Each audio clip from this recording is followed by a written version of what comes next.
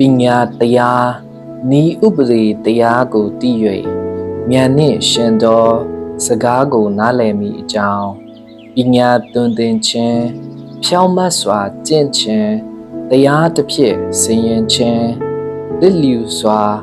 ဆုံးဖြတ်၍အမှုအရာ၌လေ့ကျက်မိအကြောင်းမိုက်တော်သူသည်လိမ္မာ၍လူပြိုသည်ပညာတတိနှင့်ပြည့်စုံမိအကြောင်းဒါဝိဒ်၏သားတော်ဖြစ်သောဣသရေလရှင်ဘုရင်ဆောလမုန်ဆင်ရင်သောတုတ်တန်စကားဟုမူကားပညာရှိသောသူသည်နားထောင်တစ်ဖြစ်ပညာအသက်တိုးပွားရလိမ့်မည်ဉာဏ်ကောင်းသောသူသည်တုတ်တန်စကားအနက်အတိတ်ပဲကို၎င်းပညာရှိဟောပြော၍နက်နဲသောစကားတို့ကို၎င်းနားလေသောနိတယီဆရာအဖြစ်တို့ရောက်ရလိမ့်မည်ထာဝရဘုရားကိုကြောက်ရွံ့သောတဘောသည်ပညာ၏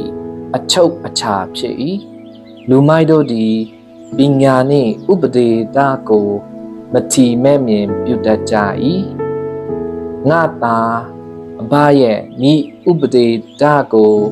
နားထောင်လောအမိတရားကိုလည်းမပယ်နှင့်ထိုဤဥပဒေတရားတို့သည်သင်ဤခေါင်း၌တင့်တယ်သောဥရဲ့သင်ဤလယ်ပင်၌ပတ်ရစ်သောလယ်ဆွဲဖြစ်ကြလိမ့်မည်ငါသာလူဆိုးတို့သည်သင်ကိုတွေးဆောင်လင်ဝန်မခံနဲ့သူတို့ကငါတို့နှင့်အတူလိုက်လောသူ့အသက်ကိုတက်အံ့သောငါစောင့်ကြစို့အချင်းသည်အပြစ်လွတ်သောသူတို့ကိုချောင်းမြောင်းကြစို့တင်းချိုင်းတွင်သို့ဆင်းသောသူတို့ကဲ့သို့တကိုယ်လုံးပါလျက်အသက်ရှင်လက်ရှိသောထိုသူတို့ကိုမရဏနိုင်ငံမျိုးတကဲ့သို့မြို့ကြစို့အဘိုးထိုက်သောဗန္ဒာအမျိုးမျိုးကိုတွေ့၍လူယူသောဥစ္စာနှင့်ငါတို့အိမ်ကိုပြေးစေကြမည်ငါတို့နှင့်ပေါင်းဘော်လောရသောဥစ္စာကိုအညီအမျှပိုင်ဆိုင်ကြစို့ဟုတော်၎င်းငါသာသူတို့နှင့်အတူမလိုက်နဲ့သူတို့သွားသောလမ်းကိုရှောင်လောအကြောင်းမူကားသူတို့ခြေသည်သူစရိုက်ပြုရာသို့ပြေး၍လူအသက်ကိုတက်ခြင်းကလင်မြန်၏အကယ်စင်ဆက်ငမ်မျက်မှောက်၌ပိုက်ခုံကိုဖြန့်ထားလင်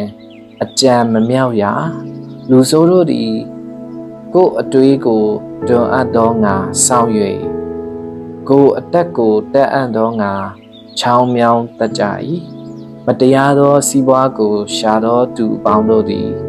ထိုတို့သောအကျိုးကို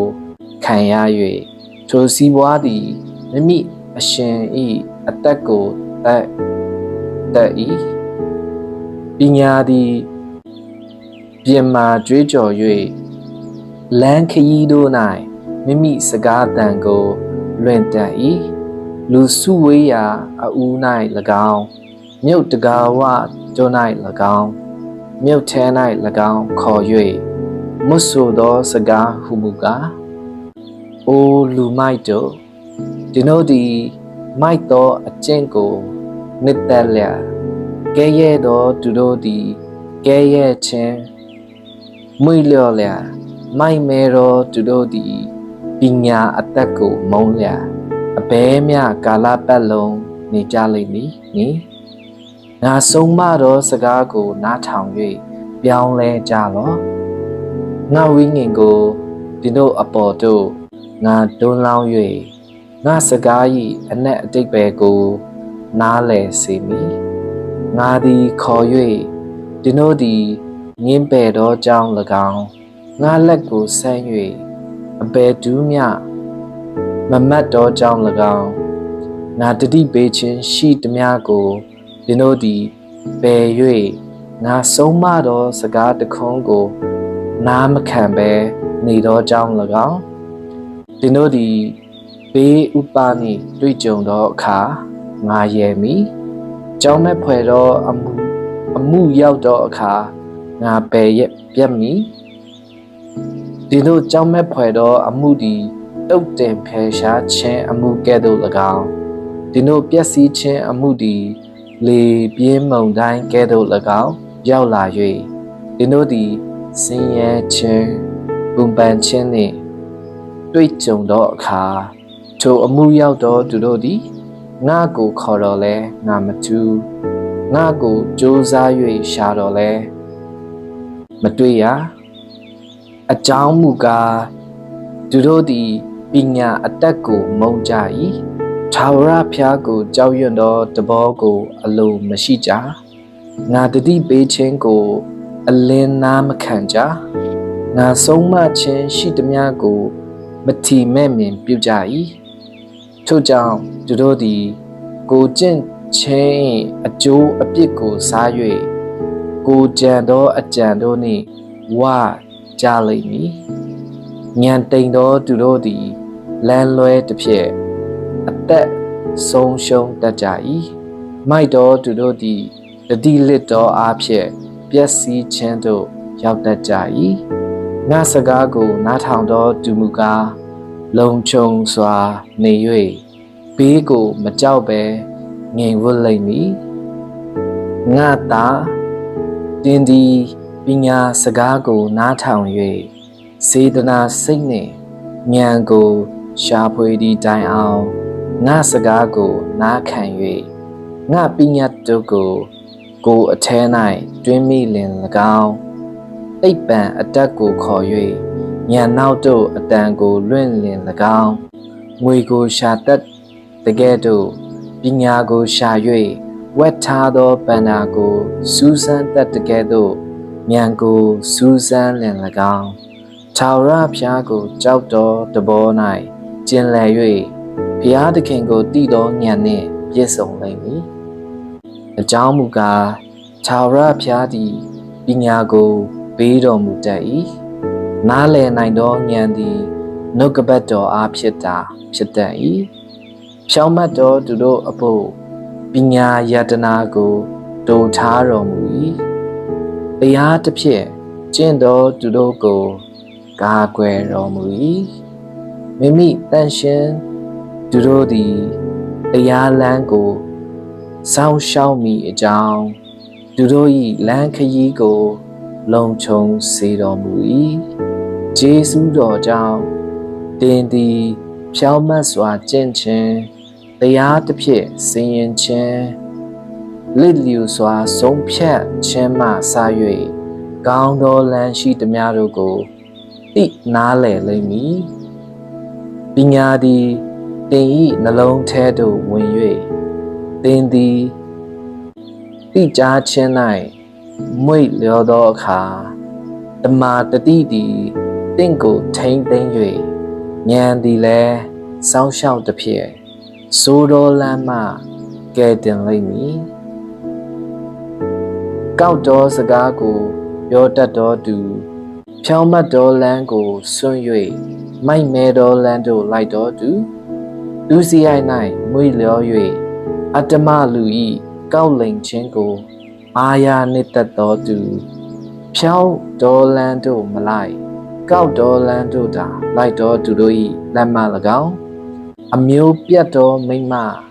နှုတ်နှင့်ချောမောတတ်သောပြည့်တစားမိမအသက်ငယ်စဉ်ပဲ့ပင်သောဂျေဇုရှင်ကိုစွန့်၍မိမိဖျားသခင်၏ပရိညင်တရားကိုမေ့လျော့သောမိမလက်တို့မှ၎င်းတင့်ကိုကယ်တင်လိမ့်မည်ထိုမိမ၏အိမ်သည်တေချင်းနှင့်၎င်းသူလိုက်သောလမ်းတို့သည်တင်ချိုင်းသားနေရာနှင့်၎င်းဆက်ဆိုင်သဖြင့်လူ၏အိမ်သို့ဝင်သောသူတစုံတစ်ယောက်မျှမပြန်ရအသက်လမ်းကိုမမြည်ရတင်သည်သူတော်ကောင်းတို့၏လမ်းသို့ရှောက်၍ဖြောင်းမတ်သောသူတို့၏လမ်းခရီးထဲကမထွက်ဘဲအစဉ်တစိုက်လိုက်ရမည်အကြောင်းသည်ဖြောင်းမတ်သောသူတို့သည်ပြည်တော်၌နေ၍ဆုံးလင်သောသူတို့သည်နေရာကြလိမ့်မည်အတ္တမလူတို့မူကားပြည်တော်မှ ဖယ်ရှမ်းခြင်းလွန်ကျွန်းသောသူတို့သည်နှုတ်ပစ်ခြင်းကိုခံရကြလိမ့်မည်ငါသာငါပေးသောတရားကိုမမေ့နှင့်ငါပညတ်တို့ကိုသင်၏နှလုံးစောင့်ရှောက်ပါစေ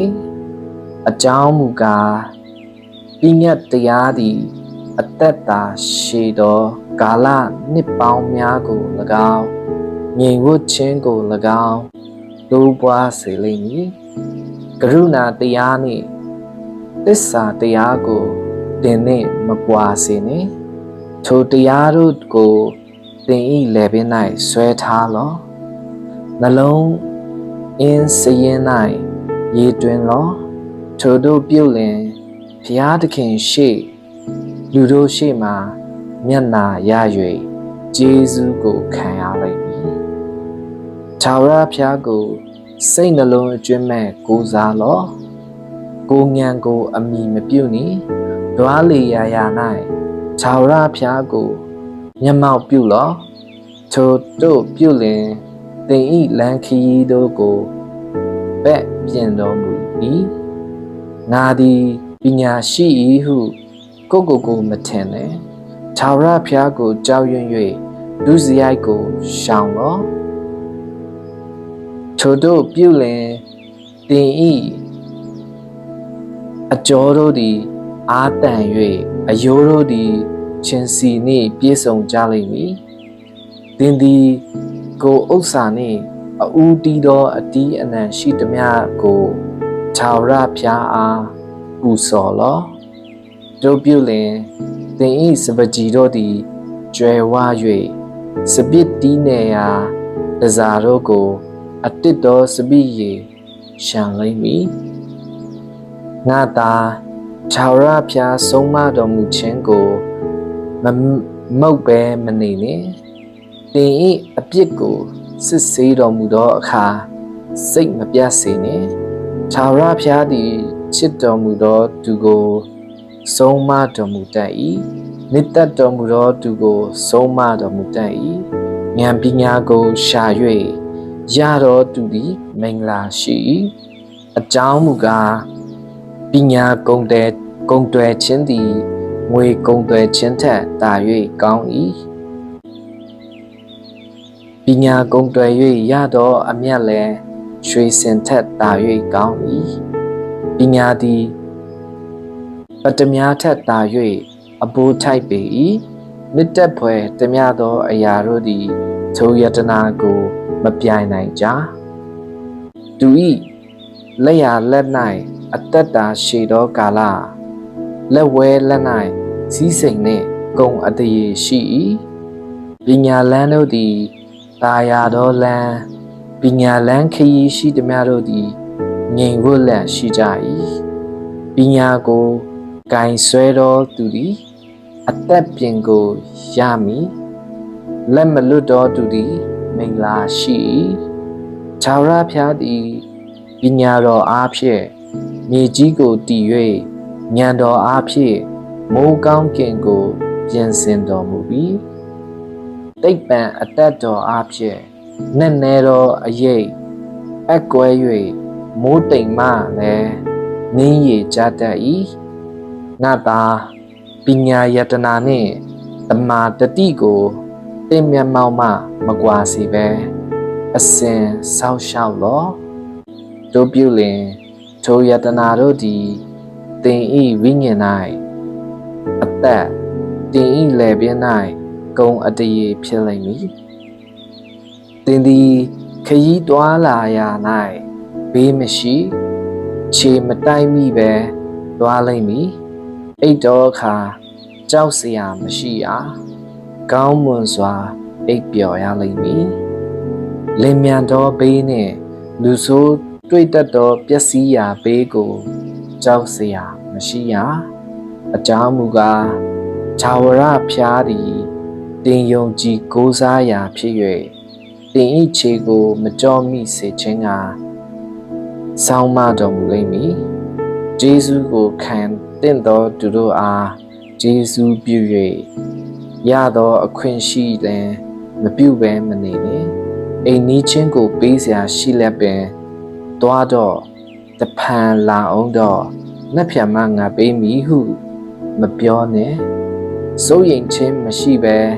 တင့်အနားမှနေတော့အိမ်နီးချင်း၌မကောင်းသောအကြံကိုမကြံနဲ့တင်၌အပြစ်မပြုတ်တော့သူကိုအကြောင်းမရှိပဲရံမတွေ့နဲ့မြင်ဆဲတတ်တော်သူဤစည်းစိမ်ကိုမတောင်းတနဲ့သူလိုက်တော်လမ်းတစ်စုံတစ်ခုကိုမျှအလိုမရှိနဲ့အကြောင်းမူကားခြာရဖျားသည်တဘောကောက်တော်သူတို့ကိုဆက်ဆုပ်ရှင်ရှာတော်မူ၏ဖြောင်းမတ်တော်သူတို့မူကားကိုယ်တော်နှင့်မိတ္တဟာရဖွဲ့ရသောအခွင့်ရှိကြ၏မတရားသောသူ၏နေရာသည်ခြာရဖျားကျိန်တော်မူခြင်းကိုတွေ့တတ်၏တရားသောသူ၏နေရာကိုကောင်းကြီးပေးတော်မူ၏အကယ်စင်စစ်ကဲ့ရဲ့တတ်တော်သူတို့ကိုကဲ့ရဲ့တော်မူ၏စိတ်နှိတ်ချတော်သူတို့အားကျေးဇူးပြုတော်မူ၏ပညာရှိသူတို့သည်ဘုံအတရေကိုအမွေခံရ၍မိုက်တော်သူတို့မူကားအဆက်ခွဲခြင်းကိုထမ်းသွားကြရလိမ့်မည်ငါသာအဘ၏ဤဥပဒေကိုနားထောင်၍ဉာဏ်တဘောကိုနားလည်ခြင်းကစစ်စစ်မကြလောကောင်းသောဩဝါဒကိုငါပေး၏ငါပညာတရားကိုမပယ်ကြနှင့်ငါမူကားအဘ၏ရင်နှင့်အမိရှေ့မှနူးညံ့၍အချစ်ဆုံးသောသားဖြစ်၏ငါအဘတွင်တင်၍မွတ်ဆိုလေသည်ကားငါစကားကိုတင်ဤနှလုံး၌တွင်မိ၍ငါပညာတို့ကိုကျင့်ဆောက်သည်ဖြင့်အသက်ရှင်လောပညာကိုစီးပူးလောဉာဏ်ကိုစီးပူးလောအတိမလစ်စေနဲ့ငါ၏နှုတ်ထွက်စကားကိုမလွဲမရှောင်နဲ့ပညာကိုမစွန့်နဲ့သူတို့သည်တင့်ကိုထိမ့်သိမ့်လိမ့်မည်သူကိုချစ်လောတင့်ကိုစောင်းမလိမ့်မည်ပညာသည်အမြတ်ဆုံးသောအရာဖြစ်၏ပညာကိုစီးပူးလောစီးပူးသမျှဥစ္စာတို့တွင်ဉာဏ်ကိုစီးပူးလောသူကိုအမြတ်ထားလောသူသည်တင့်ကိုချီးမြှောက်လိမ့်မည်သူကိုပဲ့ရန်လင်ဂုံအတေကိုပေးလိမ့်မည်တင်ဤခေါင်းကိုတင့်တယ်သောဥယျာဉ်နှင့်ပဲ့ရည်၍ဘုံကြီးသောတရဖူကိုအနံ့လိမ့်မည်ငါသာငါစကားကိုနားထောင်နာယူလောတို့ပြုလင်တင့်အသက်နှစ်ပေါင်းများလိမ့်မည်ပညာလန်းကိုငါပြသ၍မန်တော်လန်းခရီးတို့၌တင့်ကိုငါပို့ဆောင်၏ရှောက်သွားလင်ကျင်းမြောင်းရာသို့မရောက်ပြေးသောအခါတိုင်းမိ၍မလဲရဥပဒေကိုဆွဲကင်လောမလွတ်နှင့်စောင့်ထားလောအသက်ရှင်ခြင်း၏အကြောင်းဖြစ်၏အတ္တမလူတို့လမ်းထဲသို့မဝင်နှင့်ဆိုးရုပ်တော်သူတို့နှင့်အတူမလိုက်နှင့်သူတို့လမ်းကိုကြည်ရှောင်လောလိုက်မသွားနှင့်လွဲ၍သွားလောသူတို့သည်သူတစ်ပါး၌အပြစ်မပြုရလင်မအိပ်တတ်တစုံတယောက်သောသူတို့ကိုမလဲစေလင်အိပ်၍မပျော်တတ်ဒုစရိုက်နှင့်ဆိုင်သောမုတ်ကိုစား၍ငင်းဆဲခြင်းနှင့်ဆိုင်သောစပိရေကိုတောက်တတ်ကြ၏ဖြောင့်မတ်သောသူတို့၏လမ်းသည်တတ်သောအာယုံကဲ့သို့ဖြစ်၍နေထွက်သည့်တိုင်အောင်ဒိုးပွားထွန်းလင်းတတ်၏မတရားသောသူတို့၏လမ်းမူကားမောင်မိုက်ကဲ့သို့ဖြစ်၍သူတို့သည်လဲသောအခါအပေအရာကိုတိုင်းမိသည်ဟုမတိရကြငါသာငါစကားကိုနားထောင်လောငါဟောပြောချက်တို့ကိုနားထောင်လောတင်မျက်မှောက်မှမကွာစေနဲ့နှလုံးတွင်း၌စောင့်ထားလော အကြောင်းမူကားထိုတရားစကားကိုတွေ့ရသောသူတို့သည်အသက်ရှင်ခြင်းဒီကိုယ်လုံးကျမ်းမာခြင်းအကြောင်းကိုတွေ့ရပြီနှလုံးသည်အသက်၏အခြေအမြစ်ဖြစ်သောကြောင့်သင်၏နှလုံးကိုအထူးတစ်ဖြင့်စောင့်ရှောက်လောကောက်သောစကားတို့ကိုငင်းဆန်တတ်သောနှုတ်ခမ်းတို့ကို၎င်းဝေးစွာပယ်ရှောင်လောသင်၏မျက်စိသည်ရှေ့ရှုကြည့်၍မျက်ခမ်းတို့သည်တက်တက်အာယုံပြုစေလောသင်သွားရာလမ်းကိုစူးစမ်း၍သွားလေရာ၌တည်ကြည်ခြင်းရှိစေလောလက်ရဖက်လက်ဝဲဖက်တို့မတိမ်မလွဲနှင့်သူစရိုက်ပြုရာလမ်းကိုရှောင်လောငါသာတင်သည်တမာတတိရှိ၍တင်ဤနှုတ်ခမ်းသည်တိတ်ပံအသက်ကိုစောင့်မိအကြောင်းငါပညာကိုမတ်ကျုံ၍ငါပေးသောဉာဏ်တို့တင့်နာကိုလဲ့လောအကြောင်းမူကားအမျိုးပြတ်သောမိမ၏နှုတ်ခမ်းသည်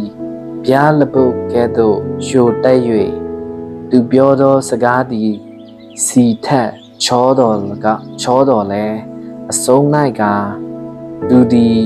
ပင်ခါရွက်ကဲ့သို့ခါ၍တန်လျက်နှင့်အမျှထက်၏သူ၏ခြေတို့သည်လေချင်းသို့ဆင်း၍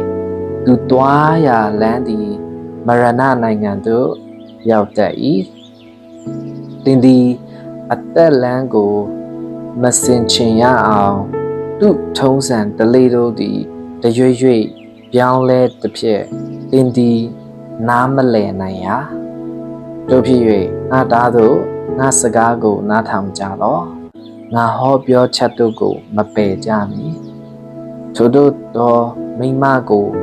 ဝေးစွာရှောင်သွားလောသူ့နေရာတကားဝတို့မချင်းနဲ့တို့မဟုတ်သင်သည်ကိုကုံအတရေကိုသူတစ်ပါး၌၎င်းကိုအသက်ကိုကြမ်းတမ်းသောသူတို့၌၎င်းအလိမ့်မည်တပါးအမျိုးသားတို့သည်သင်ဤစည်းစိမ်နှင့်ပြေဝကြလိမ့်မည်သင်လှုပ်၍ရသောဥစ္စာသည်တပါးအမျိုးသားအိမ်သို့ရောက်လိမ့်မည်နောက်ဆုံး၌သင်အသားသင်ကိုယ်ကာယဆွေးမိသောအခါငါသည်တုန်တင်ခြင်းကိုမုန်းလေပြီးတကားဆုံးမခြင်းကိုစိတ်နှလုံးထဲမှာမထီမဲ့မြင်ပြုလေပြီးတကားငါဆရာတို့၏စကားကိုနားမထောင်ပဲငါအားတုန်တင်သောသူတို့၏စကားကိုနားမခံပဲနေပြီးတကားစီဝေသောပရိသတ်များအလယ်၌သူစရိုက်မျိုးကိုဂုံစင်လူတီတိုင်အောင်ငါပြုလေပြီးတကားဟုမြည်တမ်းရလိမ့်မည်ကိုဆိုင်သောရေအိုးကိုတုံး၍ကိုရေတွင်ထဲကထတ်သောစမ်းရည်ကိုတောက်လောသင်ဤစမ်းရည်များပြား၍လမ်းများအနားမှာစီးသောမြစ်များဖြစ်စေလောတပါးအမျိုးသားနှင့်ပေါင်းဖက်၍မဆိုင်စေပဲကိုတပါးသည်သာဆိုင်စေလောသင်ဤစမ်းရည်တွင်၌မင်္ဂလာရှိစေ၍အသက်အရွယ်ပြိုစင်ကာလပေါင်းပေါ်သောမယားနှင့်အတူပျော်မွေ့လောသူသည်စုံမက်တတ်သောတမင်မနှစ်လိုဖွယ်သောတရေမကဲ့သို့ဖြစ်၍သူ၏သားမြတ်တို့သည်သင်၏အလိုဆန္ဒကိုအစဉ်ပြည့်စေ၍သူကိုချစ်သောစိတ်နှင့်အစဉ်ရစ်မှုလက်နေလောငါသာတင်သည်အမျိုးပြတ်သောမိန်းမနှင့်အပေကြောင်းရစ်မှုတနည်းပြည့်တစားမ၏ရင်ဘတ်ကိုအပေကြောင်းပဲ့ရန်တနည်းလူတွားလာသမျှသောလမ်းတို့သည်ထာဝရဘုရားမျက်မှောက်တော်၌ရှိကြ၍သွားလာသမျှသောအချင်းအရာတို့ကိုစူးစမ်းတော်မူ၏အတ္တမလူသည်မိမိပြုသောဒုစရိုက်အပြစ်ဖြင့်ဗမ်းမိခြင်းမိမိအပြစ်ကြိုးတို့ဖြင့်ချီနှောင်ခြင်းကိုခံရလိမ့်မည်သူသည်အလွန်မိုက်တော်ကြောင့်မာယွန်း၍တွင်တင်ခြင်းကိုမခံရဘဲတည်သွားရလိမ့်မည်